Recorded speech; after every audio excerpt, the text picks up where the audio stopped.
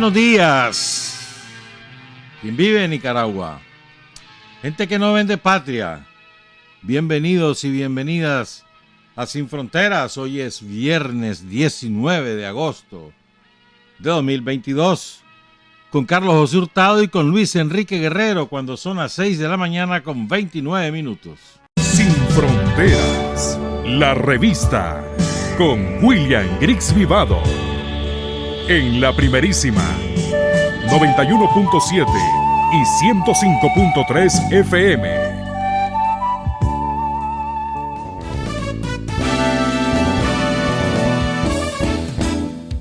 Sin fronteras para decir la verdad. Sin fronteras, trabajar, avanzar, combatir, vencer.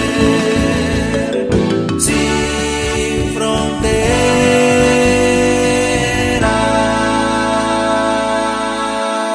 6 de la mañana con 34 minutos. Paciencia, paciencia. Hay que esperar. ¿Sabes cómo le dicen a...? Y no es que yo lo invento, que a veces la gente cree... Hombre, cuando estaba de seminarista y de... ¿Cómo se llama eso? De acólito ahí en la Catedral de Managua, en la época de Obando.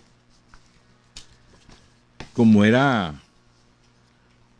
intrigante, arribista, entonces los otros seminaristas y después ya de cura le encajaron pequeño veneno.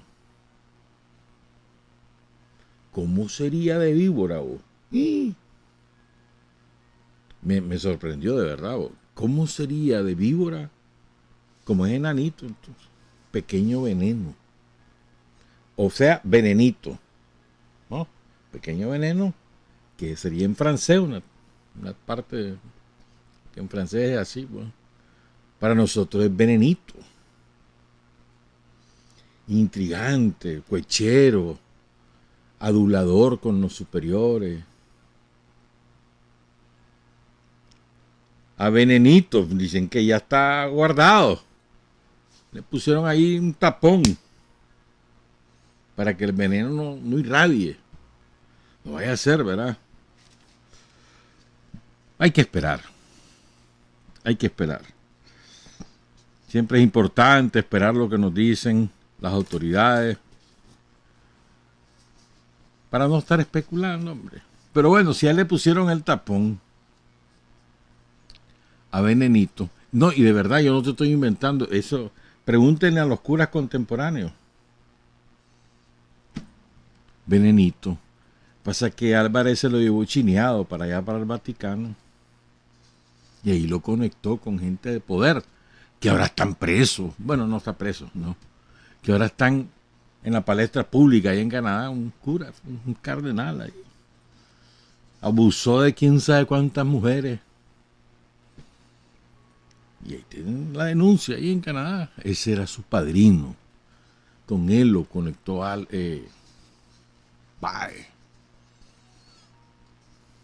Ve lo que es la vida, bravo. Así es que subió venenito a punta de codazos, de intriga.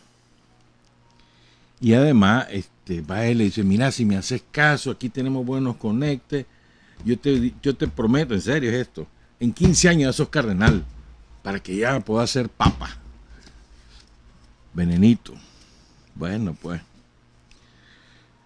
Quiero rendir homenaje a una extraordinaria mujer, enorme amiga, Scarlett Cuadra Waters. Fallecía el 30 de diciembre de 2018 y que ayer estaba de cumpleaños.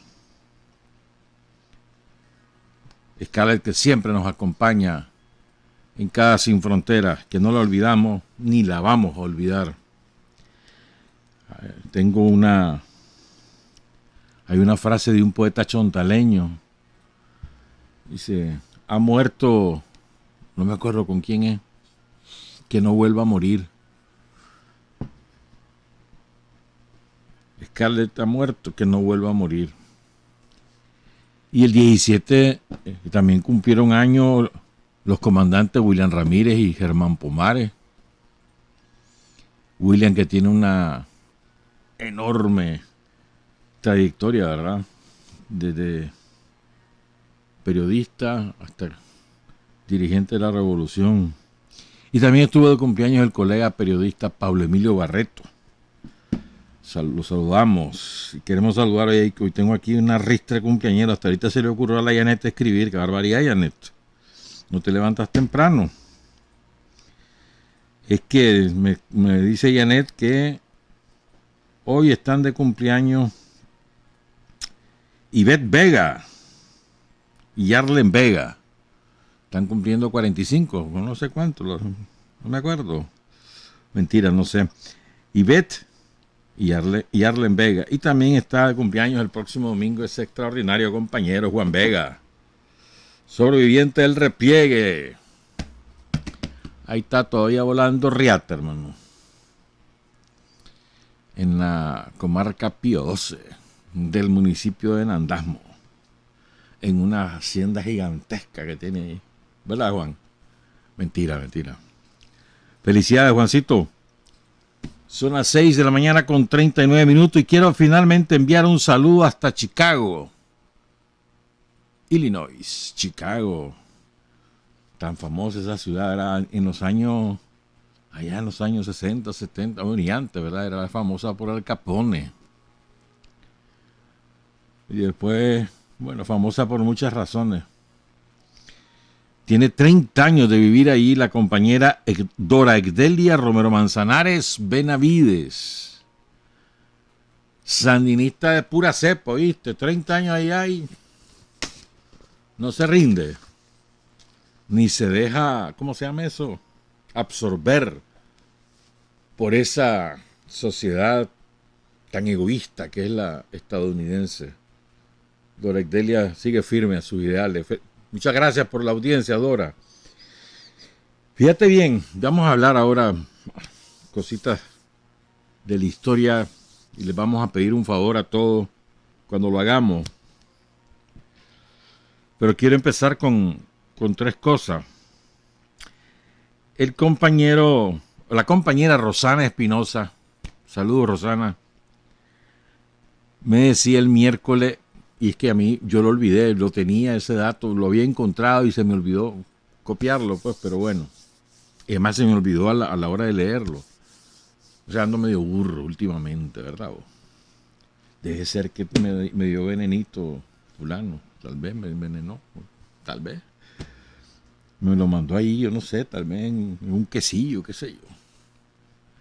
Bueno, entonces Rosana nos recordaba que el profesor César Augusto Salinas Pinel, mucho antes que entrara a la guerrilla, que pasara a la clandestinidad, estuvo preso. La guardia lo echó preso. 2 meses. Y además lo sometió a golpizas sin misericordia, a torturas. Entonces el profesor César Augusto, al salir de la cárcel, se prometió a sí mismo prepararse físicamente para que si volvía a caer preso, resistir mejor. Y también para eventualmente pasar a la vida clandestina, donde todo el mundo sabía que había que tener una extraordinaria condición física para resistir las caminatas y las largas noches de insomnio. Entonces él comenzó a hacer ejercicio y a caminar, a correr. Y los sábados hacía una ¿cómo se llama eso? Una expedición larguísima. ¿Sabe lo que hacía el profesor? Como él trabajaba en Cusmapa, se iba a pie a Somoto. Mi hermano, esos son como 32 kilómetros más o menos. Si mal no recuerdo, los somoteños me pueden corregir. Creo que son 32 kilómetros. De aquella época, cuando la pavimentada terminaba en la gasolinera ahí de Somoto, no, bueno, sí, en su propio Somoto, después seguía hasta el puesto fronterizo del Espino. Y después había una de las calles principales, creo que si mal no recuerdo, una de ellas estaba pavimentada, el resto era un pueblo abandonado. Somoto era un pueblo, ahora es toda una ciudad orgullosa, además bonita. La ciudad de La Roquilla, ¿verdad? Creo que hoy empieza el Festival de La Roquilla en Somoto. Pues bueno, el profesor Salinas se venía por esos caminos, que además son montañosos. Después de San Lucas, eso es pura montaña. ¿Te imaginas? A pie. Entonces, pero siempre se venía por distintos caminos, o se iba por distintos caminos. Si bajaba a San Lucas, no solamente venía por el camino principal, sino que por vereda. Bajo esta lógica. Primero, para explorar la zona, conocerla. Y segundo, para que la gente que vivía en la zona lo viera y lo viera normal y se acostumbrara a verlo. Mira qué hombre más inteligente. Previsor. Extraordinario, el profesor César Augusto Salinas. Y el compañero Francisco Arróliga nos cuenta lo siguiente. Cuando el profesor Salinas Pinel estaba clandestino, lo conocí en Estelí. Y me enseñó a desarmar la pistola 45 milímetros que él caminaba. En 1975 yo tenía 14 años y me quedé impresionado. Fue el primer guerrillero que conocí. Me dijo en esa época, vos tenés que ser guerrillero, ya estás muy claro de por qué es la lucha. Recuerdo que cuando se fue de Estelí, me pidió un gorrito de lana y gustosamente se lo regalé. Oigan esta anécdota, qué bonita. Cuando en la prensa apareció la foto con los restos del profesor y sus pertenencias, aparece el gorrito que yo le había regalado. Bonito. Su muerte me dolió profundamente y ese día lo lloré como a un hermano. Y actualmente, a pesar de tantos años, todavía tengo lágrimas para ese gran héroe. Muy lindo. Saludo al compañero Francisco Arróliga.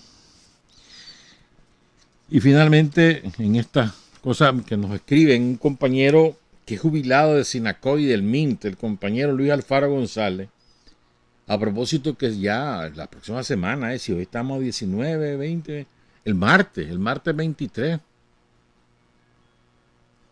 es el día de aniversario que concluimos la gran cruzada nacional de alfabetización, el martes.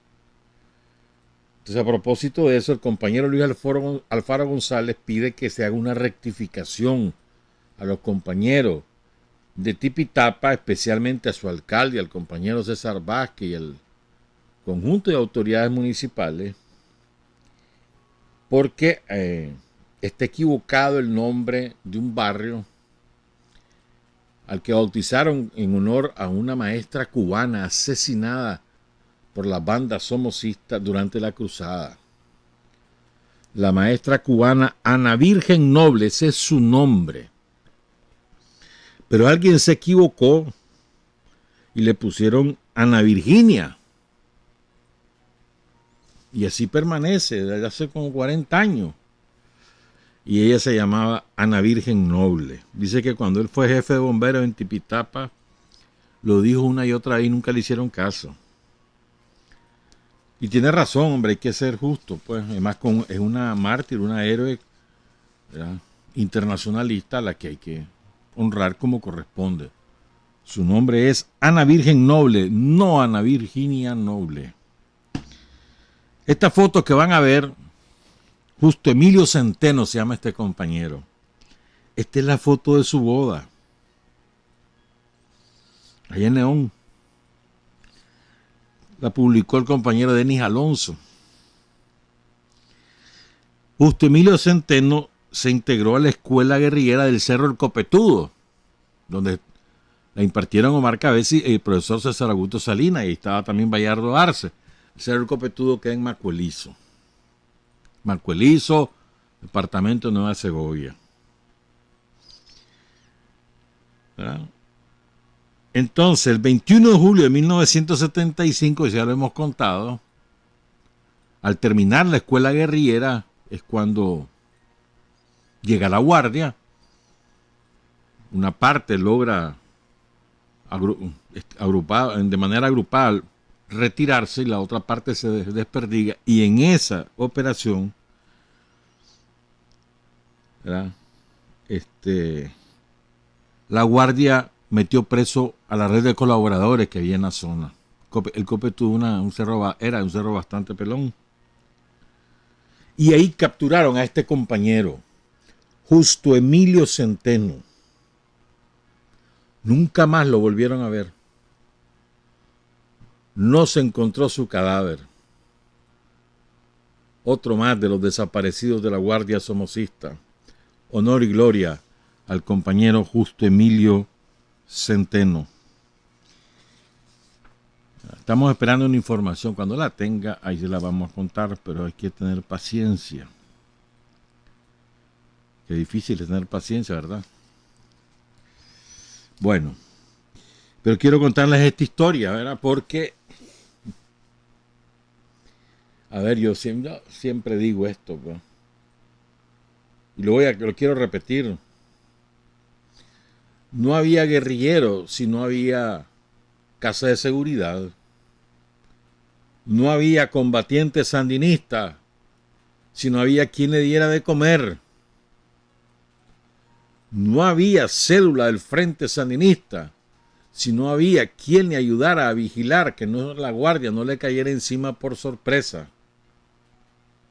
Es decir, había militantes clandestinos dedicados a tiempo completo y militantes que no estaban clandestinos, pero que eran indispensables para la lucha revolucionaria en los años 60 y 70. Entonces no podemos, en mi opinión, andar categorizando, estos son colaboradores, no eran militantes. ¿Qué es eso? ¿Qué es eso? No, hermano, militantes todo. Entonces le agregaron el histórico un poco para hacerlo elegante, pero no, son militantes. Aquella señora que palmeaba sus tortillas para que darle de comer a los guerrilleros cuando pasaban por la casa. Esa es una actitud militante, comprometida. Las campesinas que jamás hablaron cuando la guardia las agarraba presa y les hacía barbaridades y no hablaban y no contaban dónde estaban los campamentos guerrilleros. Esa es una actitud comprometida y militante. Entonces no puede haber distinciones, en mi opinión, pues. Entonces quiero hablar de una mujer de la que poco conocemos. La base de este relato es un testimonio de un nieto de Mama Rosa. Se trata del compañero Ángel Danilo Mejía Castro, que vive fuera del país, pero él se mantiene rescatando la historia de los sandinistas viejanos, porque él es del viejo. Es bonito ese trabajo. Hay varios compañeros que hacen un trabajo muy bonito, van rescatando gente que está en el olvido, como Denis Alonso, como Ángel, como Joseph Orozco, como Fernando Argüello. Es muy bonito ese trabajo, van sobre la base de sus recuerdos y también sobre la base de la investigación. Es muy bonito. Entonces Ángel Danilo cuenta lo siguiente. Eso es su abuela, ¿verdad? Oigan, esta historia es interesante, ¿eh? Rosa Castro Lindo, Mama Rosa.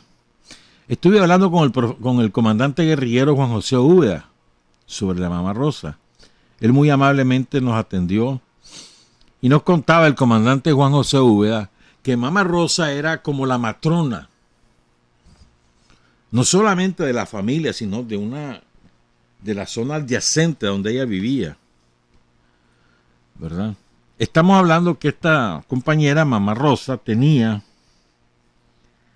una mujer ya de avanzada edad, digamos, 60, 70 años, cuando empieza a colaborar con la guerrilla. Pero tenía una ristra, dijo, y le puedo contar cómo se llamaron. Y después una ristra nieto y bisnieto y quién sabe qué más. Entonces, Mama Rosa bendecía a todo el que colaboraba con el frente. Y su propia casa la describe Ángel Danilo, era un de esos ranchos campesinos circulares. Que no son los de ahora, porque son rectangulares o cuadraditos, no, era de los circulares, un rancho campesino. Que ahora, lo que es verdad, para nosotros un rancho es la vivienda de un campesino, ¿no? Y generalmente lo asociamos con la pobreza. Pero lo que es verdad, la burguesía se adueña de los términos, entonces ahora le ponen rancho en el sentido mexicano. Los mexicanos le dicen rancho, donde una hacienda donde se crían caballos, sobre todo, pues. El rancho. Pero entonces ahora le ponen acentos turísticos al rancho. Vale.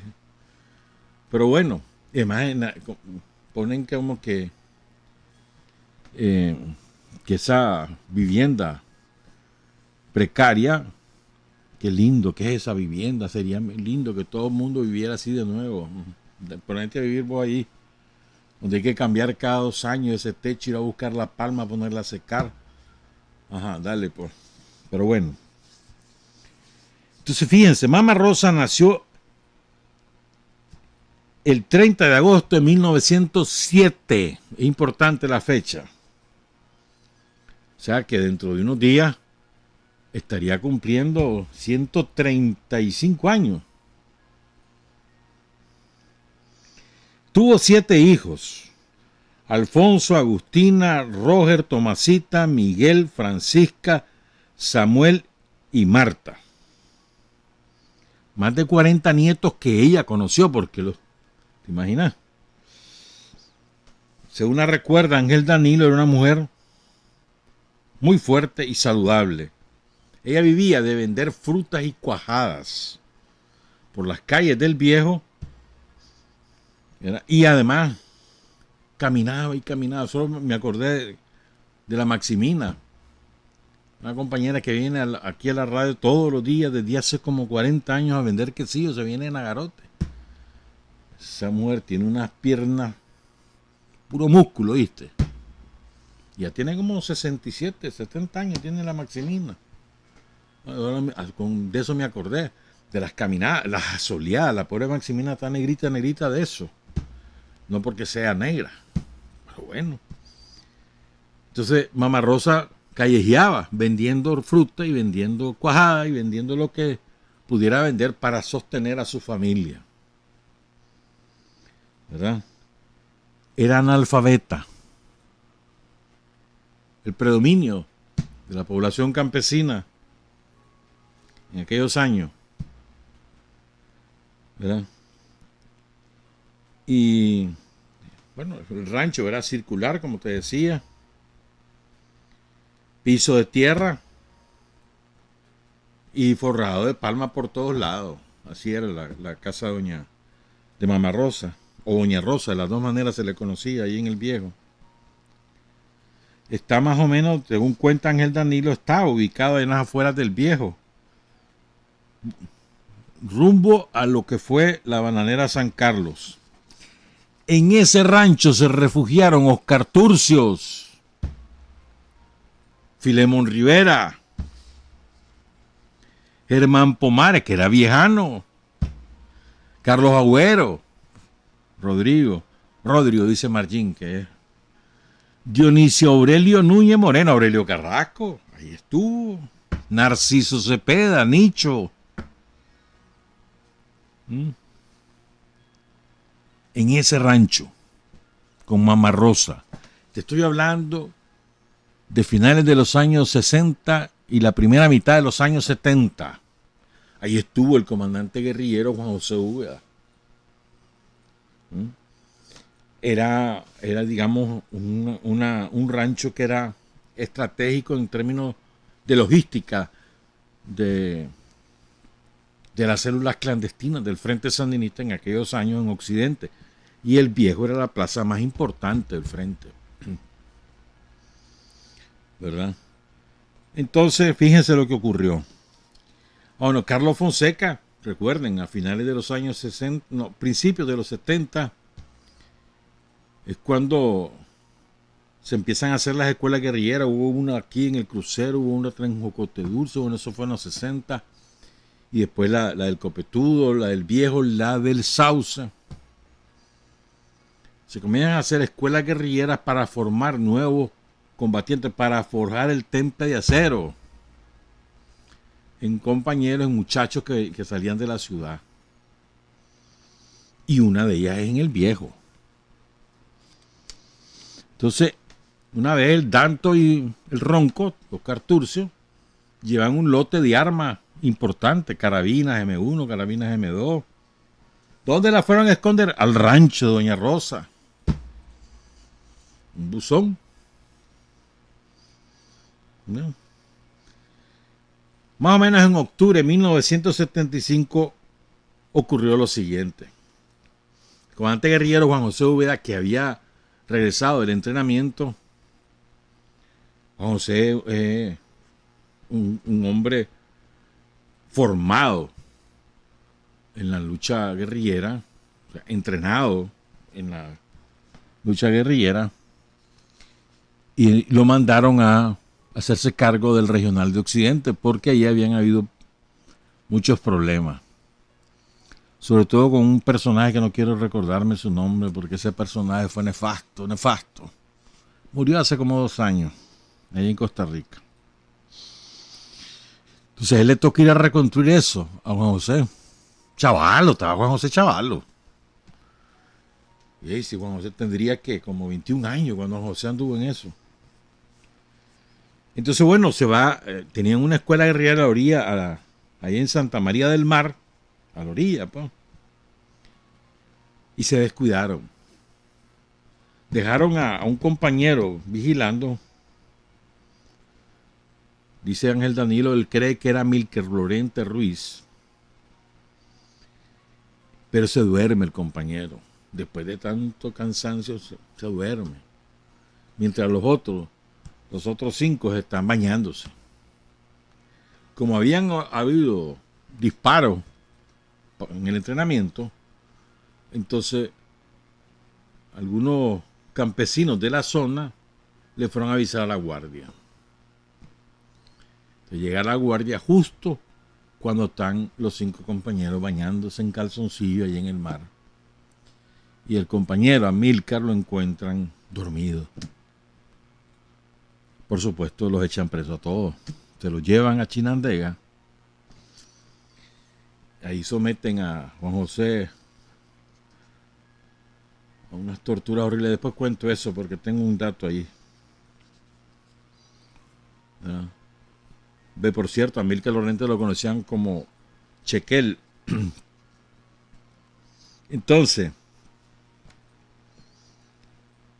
lo llevaron al comando de la guardia de Chinandega y al bajarse de los jeeps de la guardia en el comando de Chinandega, Rolando, el seudónimo de Juan José, grita: me llamo Juan José Úbeda, soy del Frente Sandinista y me llevan preso. Eso le salvó la vida a Juan José. La gente del lugar escuchó eso, se corrió la bola, llegó a oídos del comandante Roberto Calderón Mesa, que en paz descanse, murió ya hace como 10 años, murió el Puma, así lo conocíamos. Y le informa a la estructura del frente en Occidente, pues lo que está ocurriendo. Entonces, bueno, se arma el plan para desembuzonar las armas donde conocían los distintos puntos, los compañeros detenidos, los que estaban clandestinos en algunos puntos se mueven, porque había la consigna, ¿no? Si vos caes preso tenés que aguantar, creo que eran 48 horas, aguantar 48 horas para que nos movamos todos. Ya después, ni modo, pues. Y así fue. Pero solo oigan lo que le hicieron a Juan José Úbeda, ¿verdad? Le quebraron 3 costillas, le desprendieron el esternón, o sea, el hueso que sostiene las costillas. Se lo desprendieron de la golpiza. Fue terrible lo que sufrió Juan José en la cárcel. Yo no sé cómo logró sobrevivir. Quedó lisiado de las rodillas de por vida. Por aquí tengo un testimonio, espérame, de Juan José. Bueno, un testimonio cortito. Espérenme un momentito, lo estoy buscando. Porque es importante. A ver, aquí está. Juan José Úbeda, ¿ves? Nació el día que mataron a Sandino, 21 de febrero de 1952. Y esto, a él lo echan preso el 6 de octubre de 1975. Y él mismo testimonió cuando estaba en la cárcel, 76 más o menos. Oigan, lo agarraron a puntapiés, lo colgaron de los brazos, le golpeaban la cabeza, le golpeaban los oídos con las manos ahuecadas, que eso es terrible. ¿Nunca te ha pasado? ¿Ah? A mí una vez me pasó y es... puchica, qué cosa más horrible, qué dolor más terrible el que te da eso, la mano ahuecada, un tipo ahí, me acuerdo, estábamos jugando béisbol y él por hacerse el gracioso. Mira, lo mantuvieron encapuchado 4 meses, mira, a veces esto se minimiza, hermano, por Dios, te encapuchan 4 meses con una capucha que es de tela negra, o sea que no ves nada. ¿Qué ocurre? Perder la noción del tiempo. Te desubicas totalmente, o sea, tu mente empieza a perderse. Porque no logra ubicarse. Entonces, no solo la noción del demás, y además te están golpeando, te están haciendo triza, te están gritando, te están interrogando. Entonces, encapuchado 4 meses, yo no me imagino cómo hizo Juan José para resistir eso. Y durante 4 días, los primeros 4 días estuvo incomunicado. Claro, como no lo iban a tener incomunicado si lo tenían casi moribundo de tanto golpe. Después les voy a contar otras torturas. Pero bueno, sigo con Mama Rosa. ¿Verdad? Entonces, ya cuando ya se suelta, pues, o sea, ya pasan las 48 horas, después de tanta tortura, algunos compañeros ya revelan cosas. Y entonces la guardia llega al rancho Mama Rosa. 1975, ella nació en 1907, o sea que tenía 68 años. Le echaron presa. Yo creo que fue la prisionera sandinista de mayor edad. Le echaron presa a Mama Rosa. Y la echaron en noviembre del 75, más o menos. ¿Verdad? Dicen que ya la guardia tenía vista la casa del rancho Mama Rosa y la vigilaban y tenían rondines de los orejas, de la tenebrosa seguridad. En aquella época el jefe de la seguridad era Samuel Jenny. Y después fue Bayardo Girón. Esta casa en la que está Radio La Primerísima era de Bayardo Girón, que después fue jefe de la seguridad cuando Nora Astorga ejecuta el famoso operativo. Aquí se torturaban, compañeros, en esta casa. La sala de torturas era allá donde están los estudios de grabación de la radio. Ahí era la sala de tortura. Pero bueno, dice Ángel Danilo, que en aquella época la seguridad usaba uno Ford Falcon de 6 cilindros. Entonces los compañeros sabían que andaba la seguridad porque eran aquellos unos lanchones. ¿Por qué eran lanchones? Primero por la ostentación y segundo porque permitía meter bastante gente dentro del vehículo. Y andaban buscando a Juan Castro, nieto de Mama Rosa.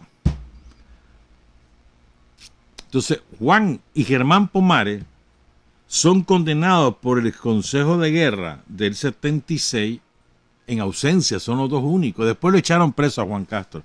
Ahí tenemos una foto de Juan Castro con Javier González. Javier González vive, que fue el último que habló con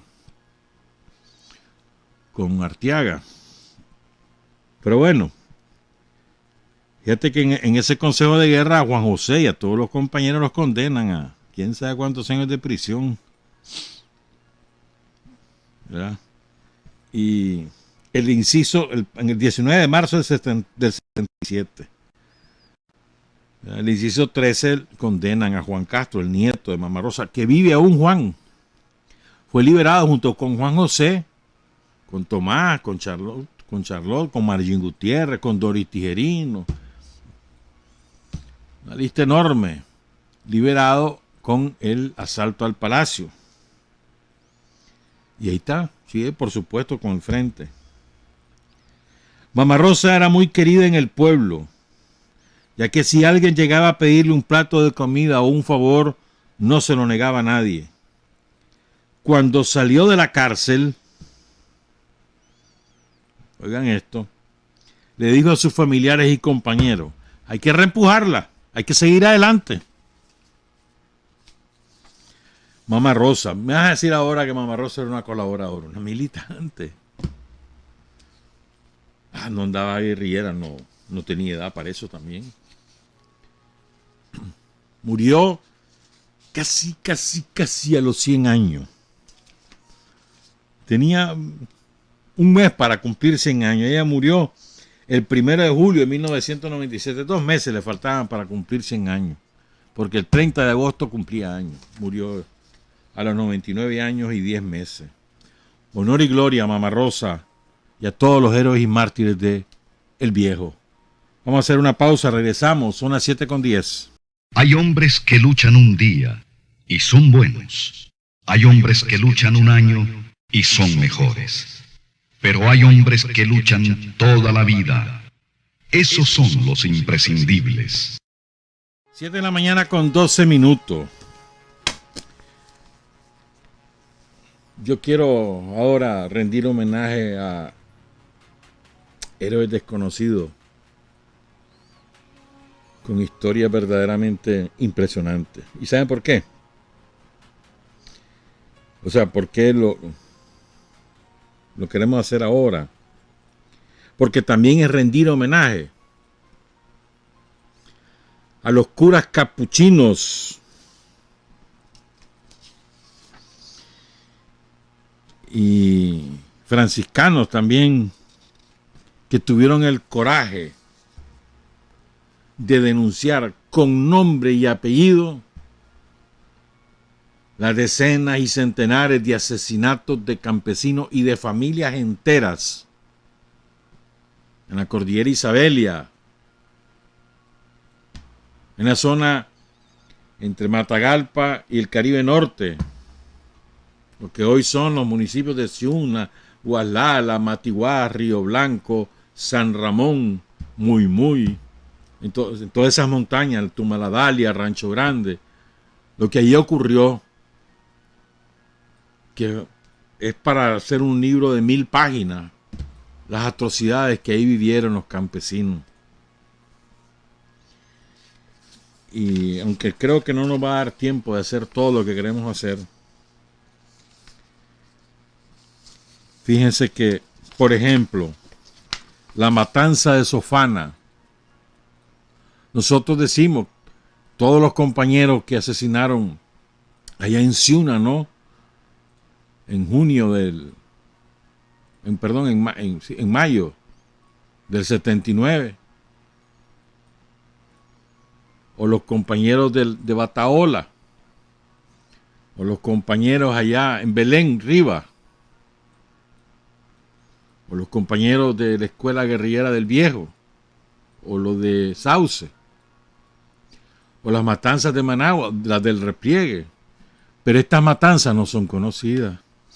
43 asesinados, 43, en un solo día, en un solo mes, en febrero de 1976, en Sofana. Les vamos a leer esos nombres. 24 en Bocadudú, 36 en Casquita. Los vamos a leer y ahí les vamos a pedir a ustedes que ahí en su cabecita, o ustedes solos, con los que nos están oyendo o viendo por Facebook Live, que vayan diciendo después de cada nombre, presente. Que sepan todos ellos que no los hemos olvidado. ¿Qué pasó? El 13 de junio de 1976, 31 misioneros capuchinos, todos ciudadanos de Estados Unidos, presentan un documento en donde denuncian los asesinatos y las desapariciones en la cordillera Isabelia. Y adjuntan toda la documentación para demostrar las torturas, las detenciones y las desapariciones. Fíjense bien.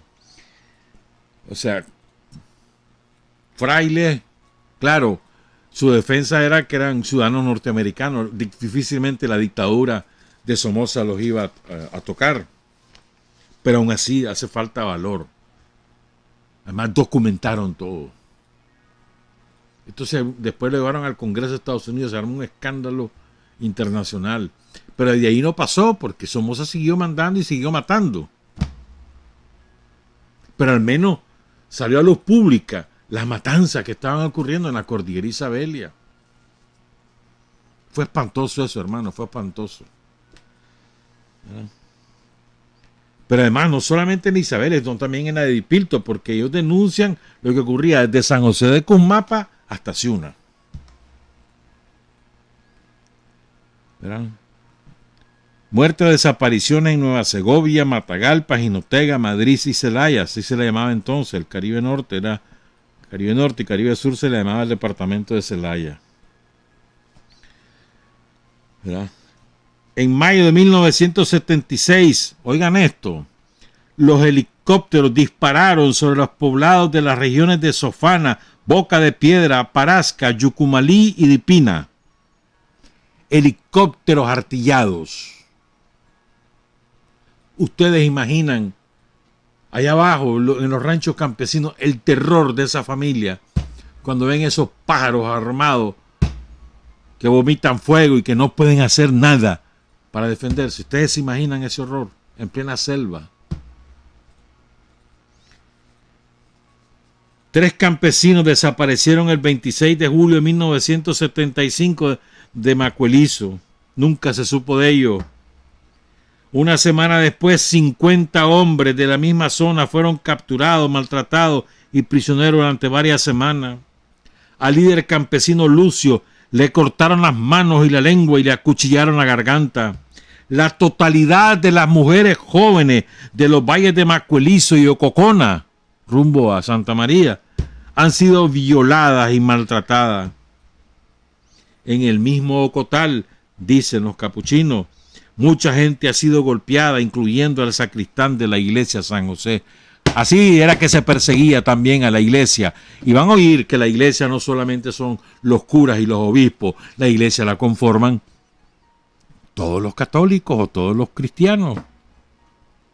Y en la estructura esa nunca, los curas de ahora no reconocen a toda la estructura popular, la del pueblo. Van a oír eso. Entre el mes de noviembre de 1975 y mayo de 1976, la Guardia arrestó a cerca de 92 personas que nunca aparecieron. En el área de Irlán, esto queda al occidente de Molucuco, en el límite entre Matagalpa y el Caribe Norte. Irlán, existe esa comunidad todavía. Fueron encontrados varios cadáveres en abril de 1976. Uno era el de un campesino que había desaparecido y el otro era un niño de 8 años que había sido ahorcado y luego decapitado. Algunas sepulturas más se descubrieron a lo largo del río Illaz, en Celaya, así como también zapatos y ropas de personas desaparecidas. Ni una sola de las personas desaparecidas ha regresado a sus comarcas. Ninguna acusación ha sido presentada públicamente. Ninguno de ellos ha sido presentado ante un tribunal. Nadie sabe en qué condiciones están, decían los capuchinos el 13 de junio de 1976. Un misionero que laboraba en la parroquia de Ciuna, departamento de Celaya, confirmó las denuncias de muertos y desaparecidos, señalando que del 23 al 25 de febrero las siguientes personas desaparecieron o fueron asesinadas a balazo en el área de Sofana. Fernando García y Pastor Hernández, presidente y vicepresidente de la congregación de la parroquia de Sofana, asesinados frente a testigos. Basilia Hernández de García, presidenta del club femenino auspiciado por la parroquia. Agustín Hernández, hijo de Pastor Hernández, quien había sido recientemente nombrado jefe de salud de la comunidad. Isabel Hernández, hermana de Pastor Hernández. Francisco López, cuñada de Pastor Hernández. Pascual López, Cirilo López, Florencia López, Luciana López, Eleuterio Pérez, Justo Mairena, Sergio Rodríguez, Margarita López, Vali Díaz, Santos Díaz, Florencio Centeno, Estanislao Rodríguez, Agapito Hernández, Tomás Hernández, Coronado Hernández, Máximo Manzanares. 3 grandes sepulturas nuevas en la huerta de Pastor Hernández están situadas cerca de la vivienda de Pastor. También hay 4 sepulturas en las tierras de Máximo García, a 150 varas, de la capilla del poblado de Sofana. Esas sepulturas tienen menos de 2 años. Están desde la Semana Santa de 1974, cuando las patrullas de la Guardia transportaron gente desde Matagalpa. Y ahí mencionan a 26 campesinos desaparecidos. Ya lo vamos a leer todo, espérenme. En Matagalpa, el foco de la represión se desarrolló en el municipio de San Ramón, en el área de Guapotal, Fila Grande, por la zona que llega hasta Pancasán. Hubo numerosas denuncias de familias enteras víctimas de la violencia gubernamental, entre los que se dice fueron arrestados masivamente a finales de 1975 y que no han reaparecido. Se cuentan la familia Liri y la familia Sánchez y García. Un gran número de individuos con tales apellidos se han confirmado como muertos. La situación de los desaparecidos se desconoce hasta la fecha. Eventos similares ocurrieron en el área de Cuscahuás entre junio de 1975 y febrero de 1976. 16 miembros pertenecientes a una numerosa familia Aguilar fueron capturados o muertos de inmediato. Algunas viviendas de la familia Aguilar fueron saqueadas e incendiadas. La familia de Antonio Mairena fue desaparecida. En septiembre de 1975 se denunció la captura de un padre de familia y 7 hijos, Fanor, Julián, Concepción, Willy, José, Natalio y Ramón, por ser sospechosos de colaborar con las guerrillas. Fueron trasladados al campamento prisión, al campo de concentración de Río Blanco. Así nació Río Blanco. Ninguno de ellos apareció con vida. Otros 20 o más campesinos de Cuscahuás, incluyendo mujeres, desaparecieron después de haber sido capturados. Entre varias otras regiones del departamento de Matagalpa, en las que los campesinos han sido muertos o desaparecidos, están La Tronquera, 17 casos, Dipina, 6 casos, entre Guaslala y Ciuna. Y antes de leer lo otro, esperen un momentito, quiero recordar esto. Para que vean el matrimonio, jerarquía católica, guardia somocista, Estados Unidos. Porque de estos crímenes que les estoy contando, que los denunciaron los capuchinos y luego los franciscanos y después también otros curas, que los denunciaron públicamente, que se fajaron y tuvieron el valor, la interés de denunciarlo, jamás la jerarquía católica se pronunció. A lo único que llegaron fue que 3 obispos que eran extranjeros, o sea, que no eran nacidos en Nicaragua, esos 3 hablaron con Somoza y le fueron a decir: mire, estamos preocupados, así, chiqui, señor presidente. Entonces, pero después vino el señor presidente y nos explicó y nos atendió y nos, al sumo, pero jamás un pronunciamiento, ni una denuncia, menos aún que fueran donde el Papa de entonces, Pablo VI, a contarle lo que estaba ocurriendo en Nicaragua. Cómplices. Esa es su historia de complicidad con el crimen o de autoría del crimen, en el caso de Pequeño Veneno. Entonces les quiero recordar esto. En aquella época, lo que hoy se conoce como la USAID, es decir, la Agencia Internacional para el Desarrollo de Estados Unidos, antes solo se conocía por su sigla, ¿verdad? Pero después le agregaron el US.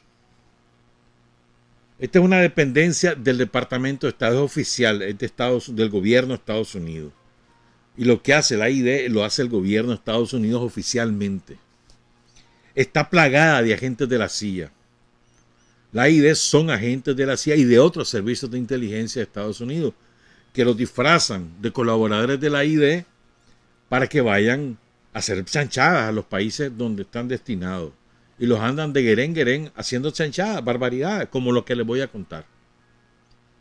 Pero además en los años 60, ¿verdad? Ustedes, no sé si algunos de ustedes deben recordar que después de la Revolución Cubana, para tratar de amortiguar el impacto sociopolítico de los barbudos llegando a La Habana y triunfando como guerrilleros y derrocando una dictadura feroz como la de Fulgencio Batista, para tratar de amortiguar ese efecto en toda América Latina, que empezaron a surgir movimientos guerrilleros como aquí, el de Manuel Díaz y Sotelo, por ejemplo.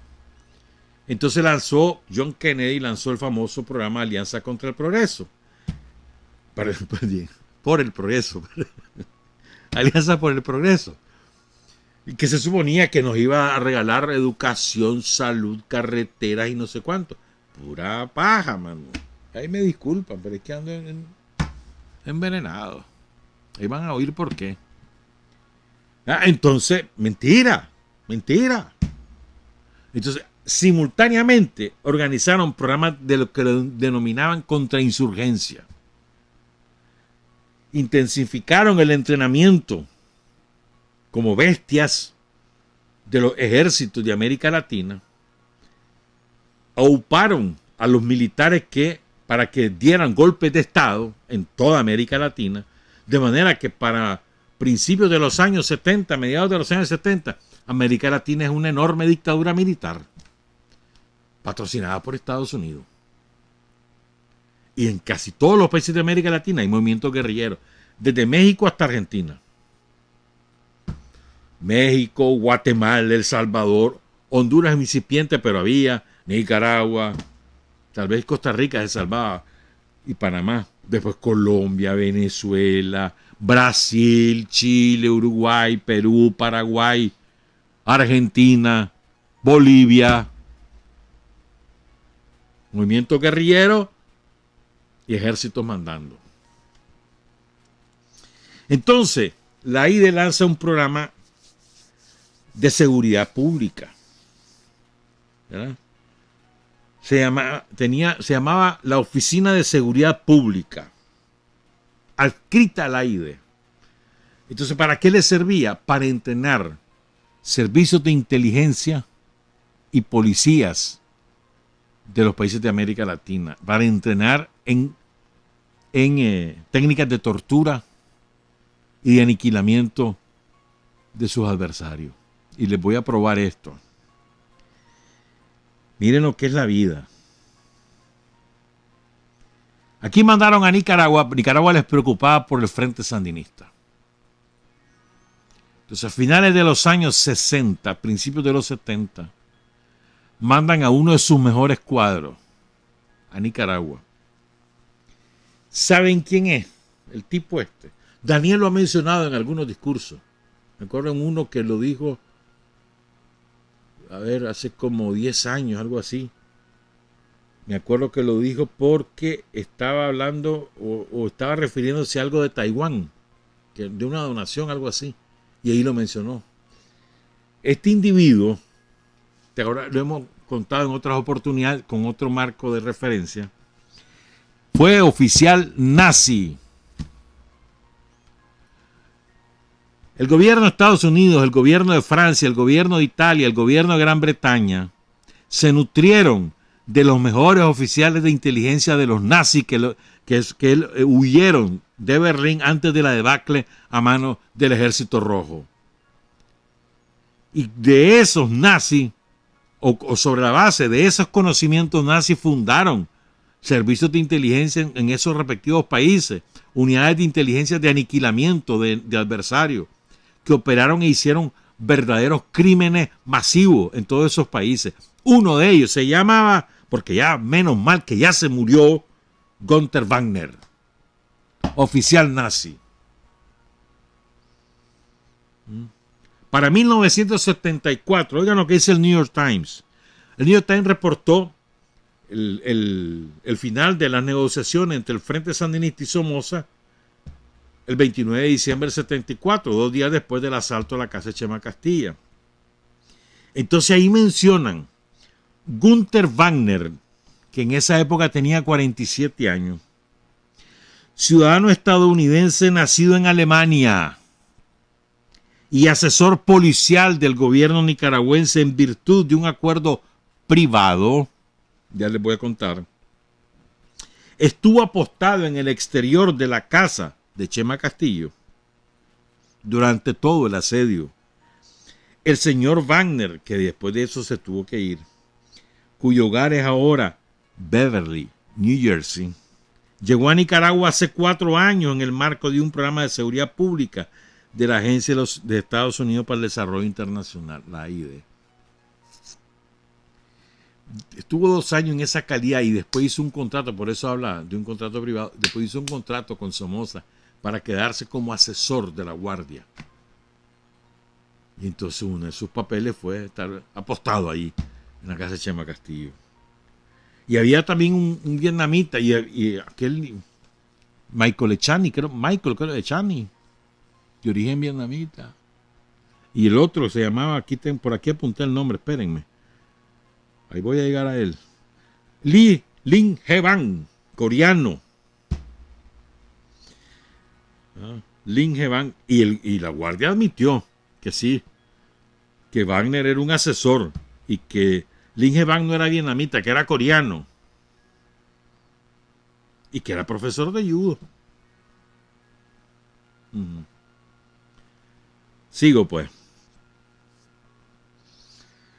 Entonces, en agosto de 1976, el Frente Sandinista difunde un comunicado en el cual denuncia que en el campo de concentración de Río Blanco se llevaron a cabo incluso experimentos de torturas realizadas por extranjeros. Algunas personas que excepcionalmente salieron vivas de ahí. Ahí tuvo Rosa Argentina Ortiz, por ejemplo. Ahí la torturaron. Ahí le hicieron barbaridades a Rosita, que logró sobrevivir. Esa mujer es de una sola pieza. Valiente, estoica y firme. Logró sobrevivir Rosita, después la trasladaron a Matagalpa, después a Managua, y aquí salió de la cárcel con el asalto al palacio. Ahí está Rosita, ya está jubilada. Saludos, Rosa Argentina. Sigo, pues algunas personas, digan esto, que excepcionalmente salieron vivas de allí, informaron que habían detectado en ese campo la presencia de asesores brasileños. Se nos ha olvidado eso. Y que habían visto a docenas de campesinos prisioneros junto a torturadores rubios, altos y fuertes, que no era la fisonomía común de un campesino nicaragüense. Algunos de los identificados fueron un antiguo oficial vietnamita, Lingen Van, y un antiguo asesor de la Agencia Internacional para el Desarrollo AID en temas policiales, el alemán Günther Wagner. Ese maldito andaba en las salas de tortura enseñando cómo torturar, aplicando los métodos nazis. Terrible, ¿no? Y eso que era un jovencito cuando estaba en los nazis.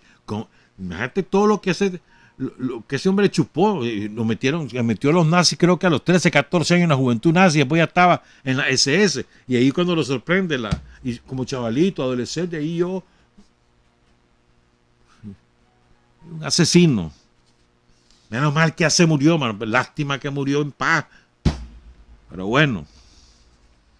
Estos casos, dice el Frente Sandinista en 1976, demostraban la relación entre los asesores en agosto del 76 y las escuelas de control y represión, que se intercambiaban personas y técnicas en los diferentes lugares en donde Estados Unidos tenía influencia.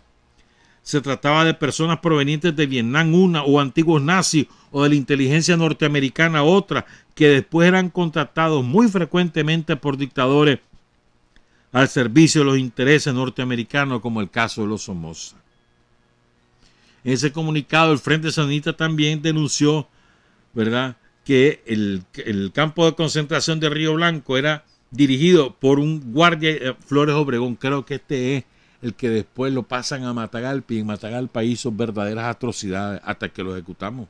Creo que no, ese era Flores Lobo. No, ese era Flores Lobo. Este Flores Obregón no lo ubico todavía. Tal vez nos ayudan algunos compañeros y compañeras. Ahora, compañeros, les pido, pues voy a leer los nombres de los masacrados. Ustedes ahí solitos. Díganle presente a estos campesinos que jamás han sido reivindicados como debe ser. Debería haber un monumento ahí en Sofana. 43 asesinados en febrero de 1976. Timoteo López, 60 años. Su esposa, Paula García, de 45 años. Sus hijos, Juan López García, de 25 años. Daniel López García, de 23 años. Esposo de Eulalia Sevilla y padre de 3 hijos. Margarito López García, hijo de Timoteo y Paula. Roque Martínez García, esposo de Feliciana Hernández, padre de 5 hijos. Pablo Martínez García, hermano de Roque, esposo de Lucía Martínez, un hijo entrenado, líder local de la Acción Católica. Tito Martínez García, hermano de Roque Martínez García, de 25 años. Alejandro Martínez, de 60 años. Francisca Sánchez, la esposa de Alejandro, de 48 años, padre y madre de 6 hijos. Y ahí también asesinaron a los hijos. Lucía Martínez Sánchez, esposa de Pablo Martínez. Estanislao Rodríguez Arauz, de 60 años, esposo de un miembro de la familia Medardo, con 2 hijos. Salomón Pérez López, de 55 años, viudo, delegado de la palabra, secretario de la Acción Católica, maestro rural en Bocadudú. Cruz Pérez López, de 30 años, hijo de Salomón Pérez, esposo de Felicita Mendoza, con 5 hijos. Linda Pérez Mendoza, de 12 años, hija de Cruz Pérez. María Pérez López, de 15 años, hija de Salomón Pérez. Mariano Pérez López, de 25 años, hijo de Salomón Pérez. Cecilia Sevilla, esposa de Mariano Pérez, tenía 20 años y madre de 2 hijos. Federico Sevilla Sánchez, hermano de Cecilia, hermana de Cecilia, de 30 años y esposo de Santos Pérez, de 4 hijos. Felicita Mendoza, de 25 años, la esposa de Cruz Pérez. Valerio Lanza, María López García, esposa de Valerio Lanza. Mariano López García, casado con una hermana de Mariano Lanza. Eliodoro López Lanza, hijo de Mariano López. Máximo Manzanares, esposo de Gertrudis Martínez. Fernando García Castro, presidente de Acción Católica. Basilia Hernández López, esposa de Fernando García.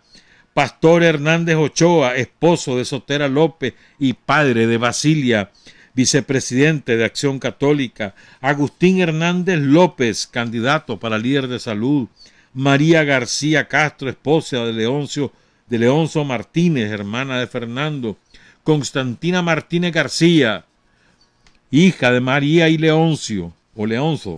Pedro Aguilar, María Sánchez, Francisco López Benítez, Pascual López Centeno, Cirilo López, Luciana López, Florencio Centeno, Sergio Rodríguez Picado, Electerio García Pérez, Pedro González Meses, Mercedes González Meses y Justo Mairena. 43 asesinados en Sofana, una comunidad campesina. Muchas veces no se tenían los nombres de todos porque vivían en la montaña y había mucha distancia entre rancho y rancho. Bajaban a los poblados o iban un poco más lejos a abastecerse o a vender su cosecha, y ahí es que se conocían. Y tengo tantos hijos y sé cómo se llama, pero muchas veces no se sabían los nombres. pero se sabía que habían, porque aparecían los cuerpos que habían sido asesinados. La masacre de Boca Dudú. Todo esto en febrero del 76, 43 en Sofana, 26 en Boca Dudú. Sebastián Sánchez Pérez, Benjamín Sánchez García, Guadalupe Sánchez Mendoza, líder local de la Acción Católica y delegado de la Palabra. Justo Sosa García, vicepresidente de Acción Católica, delegado de la Palabra, líder de la Organización de los Agricultores. María Casilda Obregón López, Mario Prado, líder del Club de Agricultores. Vivian Pérez Dormos, Celestina Martínez, la esposa de Vivian Pérez Dormos.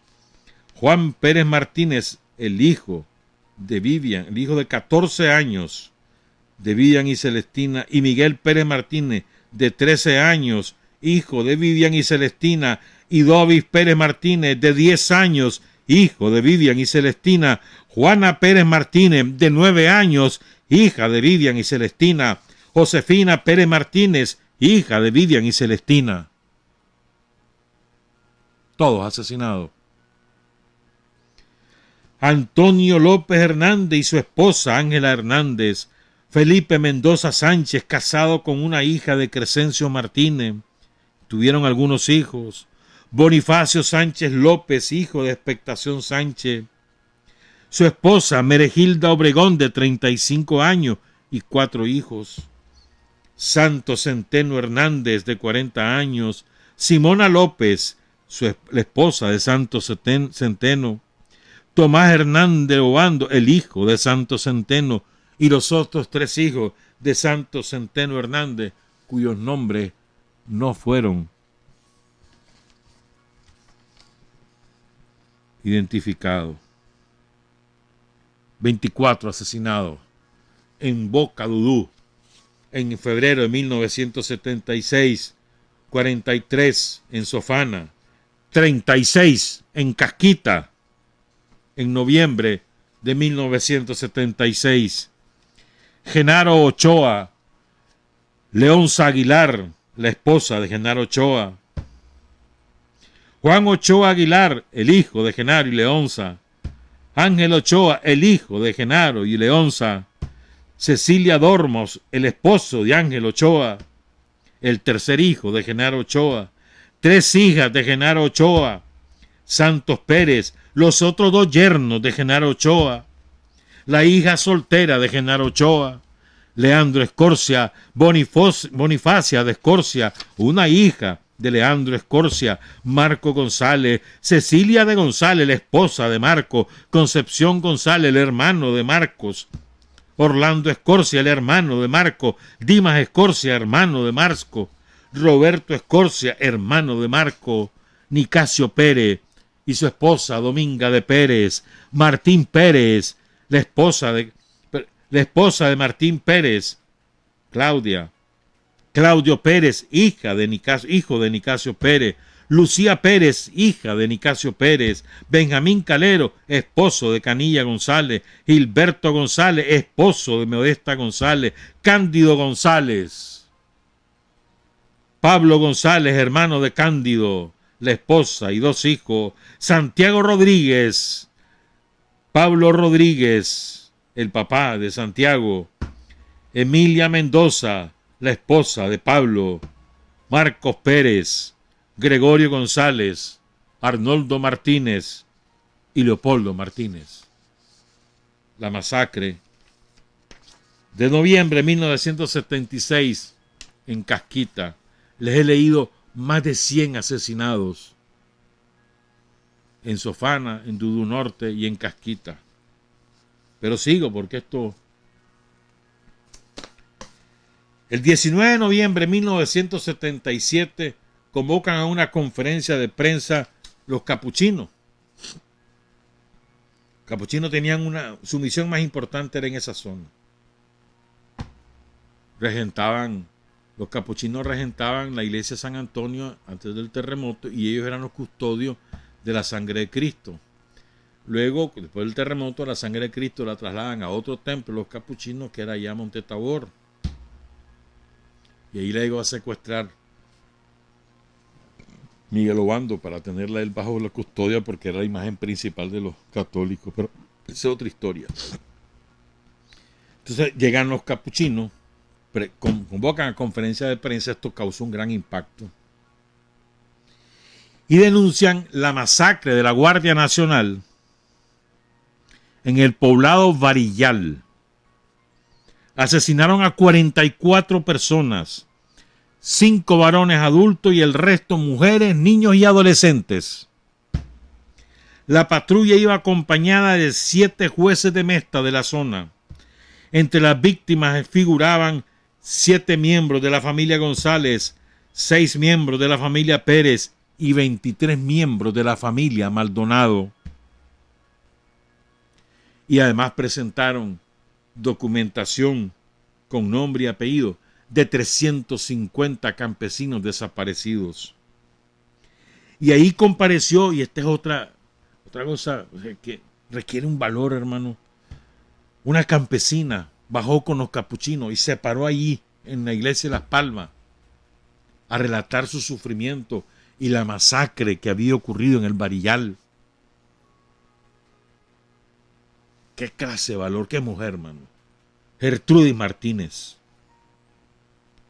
Y ella denuncia que el 5 de febrero de 1976 la Guardia metió preso a su esposo Máximo Manzanares y que desapareció su mamá Francisca Sánchez, su papá Alejandro Martínez, su hermana Celestina de 30 años y el marido de su hermana Viviano Pérez, con sus hijos Juan de 14 años, Miguel de 12 años, Eduviges de 8 años y Juanita de 6 años.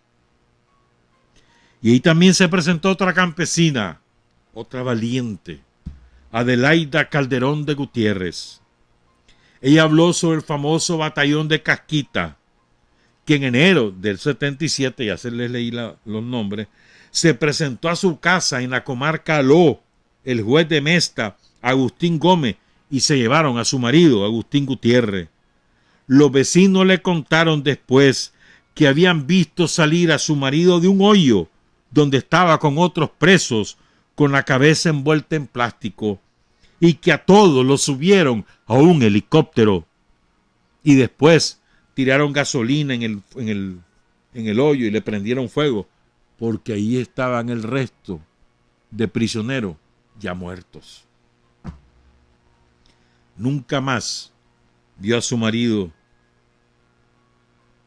Adelaida Calderón de Gutiérrez, nunca más lo volvió a ver. Agustín Gutiérrez. La patrulla Hilario, así le decían, de la Guardia Nacional, en enero de 1977, acompañada de 7 jueces de Mesta, asesinan a 29 niños, 11 mujeres y 4 varones. Las mujeres fueron violadas antes de ser asesinadas. Y estos son sus nombres. Recuerden en su mente o escriban presente. Federica de González, esposa de Ignacio, que era el vocal de la capilla de Cusulí en Celaya y que había sido desaparecido desde noviembre de 1976. Los hijos de Federica y de Cristina, y de Ignacio, Cristina González, Patrocinio González, Victorino González, Heliberto González, hijo de Juan González, que era delegado de la palabra de la comunidad de Cusulí Celaya y que fue desaparecido por la Guardia Nacional en noviembre de 1976, poco después de la caída en combate de Carlos Fonseca. Aquiles González, hijo de Juan González. Brígida Pérez y sus 2 hijos. Valentina Pérez, Adolfa Pérez, Florentina Pérez, Jesús González, Marcos Maldonado, Bertilda de Maldonado, Virgilio Maldonado, hijo de Marcos y Bertilda, Fidencio Maldonado, hijo de Marcos y Bertilda, Victoria Maldonado, hijo de Marcos y Bertilda, un hijo tierno que todavía no había sido bautizado, Reinaldo Maldonado, Dora Castilla, la esposa de Reinaldo Maldonado, los hijos de ambos, Catalino Maldonado, Francisco Maldonado, Juana Maldonado y otro niño, hijo de ambos de solamente 2 años, y otro hijito de 1 año. Juan Maldonado, su esposa Elia Zamora, los hijos de Juan y Elia, Pastora Maldonado, Mauricio Maldonado, Esmeralda Maldonado, Concepción Maldonado, Juan Maldonado, un hijito pequeño, y 8 personas que nunca fueron identificadas. La masacre del Barillal, en noviembre de 1976. Qué cosa más espantosa, ¿verdad? Cuando les digan que Somoza era demócrata, recuerden estos campesinos muertos. Campesinos, gente que vivía de labrar la tierra, de criar ganado. Gente pobrecita. Algunos colaboraban con la guerrilla, pues la mayoría eran campesinos. Solamente sospechaban de ellos.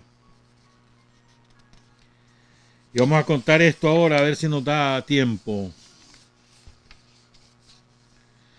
Los padres franciscanos, residentes en Matiguás, le mandan una carta al jefe de la guardia en Río Blanco, que era el desgraciadamente famoso Gustavo Medina. Era coronel en ese momento, después ya lo ascendieron a general.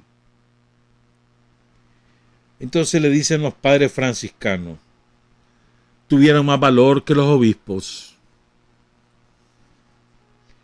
Como amantes de la paz y el orden, ya que esa es la esencia de la vida cristiana, nos permitimos expresarle nuestra profunda preocupación ante trágicos eventos que han afectado profundamente a las comunidades a lo largo del río Tuma y en la región comprendida entre las bocanas de Muy Viejo y Vilampí.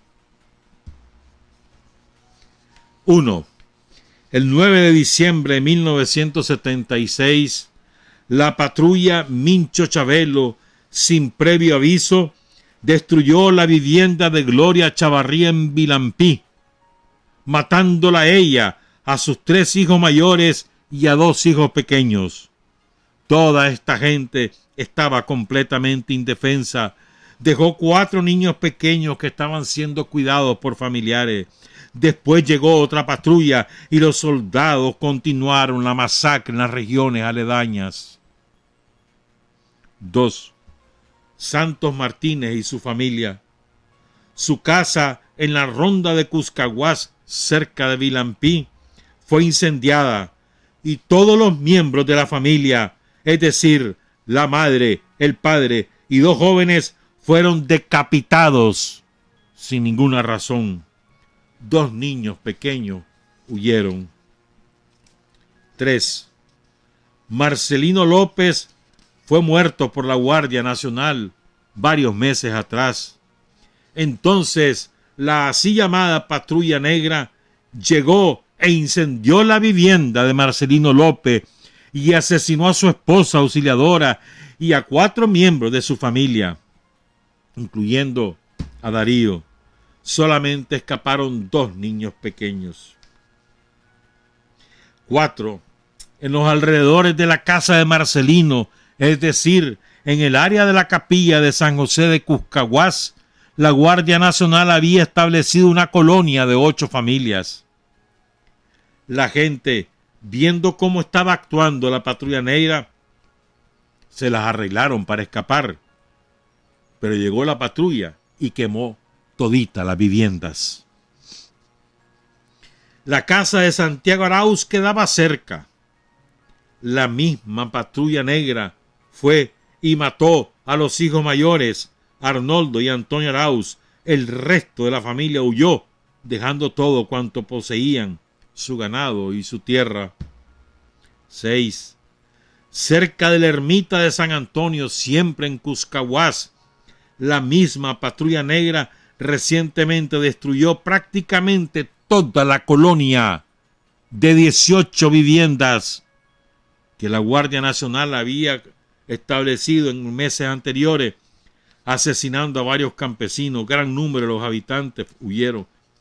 Les quiero contar qué es esto de que la Guardia había puesto vivienda. Los sacaban a fuerza de la montaña después de matar a algunos de la familia. Les quitaban sus tierras y sus propiedades. Le quedaban al coronel o al mayor o al jefe de la guardia de la zona.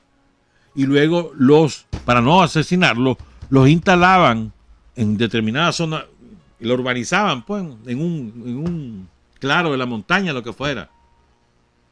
Y ahí les hacían unas chozas, les permitían hacer chozas, pero ahí los dejaban, porque así los tenían bajo control. Pues entonces ahí mismo llegaba la guardia a quererlos matar, salía la gente corriendo, pero le quemaba la casa. 7. Cerca de la capilla de San Antonio de Cuscahuás estaba la casa de Santo Blandón.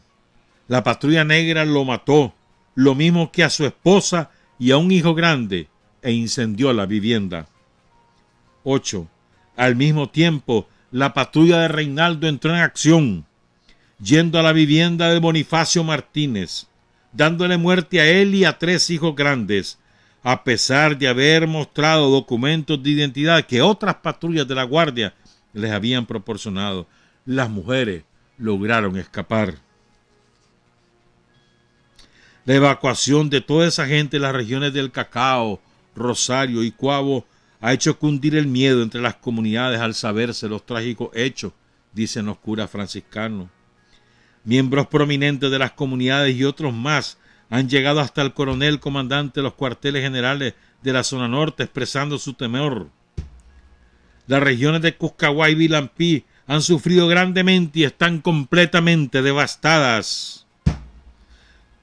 Y después ahí le dicen básicamente 2 sacerdotes franciscanos tuvieron la valentía de denunciarlo. Ya nos vamos, ya están los compañeros del MEFCA por aquí, pero quiero leerle otras perlas de la guardia. No se olviden de estas cosas, por favor, ante las cuales guardaron silencio los obispos durante toda la dictadura de Somoza. Oigan las torturas a las que sometían a los prisioneros. Por ejemplo, a Luis Emilio Alfaro Díaz, nacido en 1950, capturado el 4 de agosto de 1975 a los 25 años. Oigan esto, las torturas: apaleado con palo, punzada, puntapié, culatazo, y ¿saben qué? Lo colgaron de los testículos. A Francisco Maldonado Lobo, nacido en 1948, capturado el 27 de julio de 1975, tenía 27 años. Lo quemaban con cigarrillo, lo apaleaban con palos y culata, lo amarraron y lo colgaron de los pies durante 4 días sin beber ni comer. Damaris Calderón Román,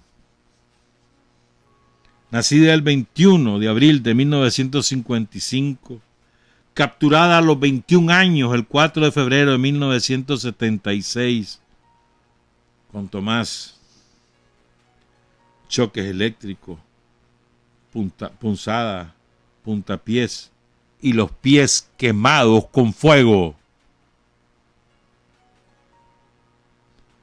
Jesús Oliva Mairena, nacido el 7 de julio de 1930, capturado el 27 de julio de 1975, tenía 45 años. punzadas, golpes con palos, choques eléctricos, puntapiés, esposado a una piedra durante 3 meses. Los golpes en los oídos, con las manos ahuecadas y encapuchado. 3 meses esposado a una piedra. Nubia Maradiaga Moraga, nacida en 1954, la capturaron el 8 de octubre de 1975, a los 21 años. Punzada, aborto provocado a causa de puntapiés, choques eléctricos, violada. Y finalmente cierro con nuestro compañero el Chiri Guzmán, fallecido ya hace más de un año. El Chiri Guzmán, que nació el 24 de julio de 1954, que fue capturado el 30 de julio de 1975. Oigan lo que sufrió el Chiri. Torturado durante 9 días consecutivos con punzadas, puntapiés, golpes con cachas de pistola, golpes con palos en las canillas y codos, cuello y cabeza, choques eléctricos, permaneció 9 días de pie y 8 días sin probar agua ni alimento, puntapiés en los testículos, 95 días incomunicado y encapuchado, 9 días en aire acondicionado y desnudo. Eso sufrió el Chiri Guzmán. Luis Guzmán Luna. Honor y gloria a todos nuestros héroes. Honor y gloria a los mártires asesinados por la Guardia, esos campesinos olvidados por la historia, pero que debemos recuperar y recordar siempre.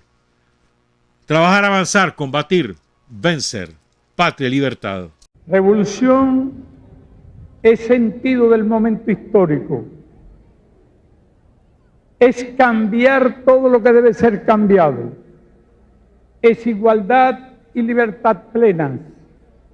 Es ser tratado y tratar a los demás como seres humanos. Es emanciparnos por nosotros mismos y con nuestros propios esfuerzos. Es desafiar poderosas fuerzas dominantes dentro y fuera del ámbito social y nacional. Es defender valores en los que se cree, al precio de cualquier sacrificio. Es modestia, desinterés, altruismo, solidaridad y heroísmo. Es no mentir jamás ni violar principios éticos. Es convicción profunda de que no existe fuerza en el mundo capaz de aplastar la fuerza de la verdad y las ideas. Revolución es unidad, es independencia, es luchar por nuestro sueño de justicia para Cuba y para el mundo, que es la base de nuestro patriotismo, nuestro socialismo y nuestro internacionalismo.